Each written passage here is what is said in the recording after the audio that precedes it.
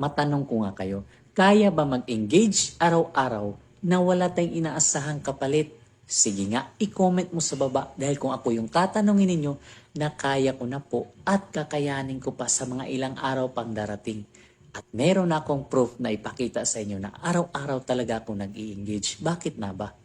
Kung mag-i-engage ako at wala akong inaasahang kapalit, wala naman ako makukuhang engagement doon, di ba? Dahil sila lang yung nakakatanggap ng engagement, yung pinapanood ko, nagko-comment, nagre-react po sa mga post nila. Tama, di ba? Pero ito yung ipapakita ko na proof talaga sa inyo at alam ko araw-araw nakikita nyo na to at nababasa. Ito yun, no? Increased visibility is given to those who consistently post high-quality content and engage with their audience daily.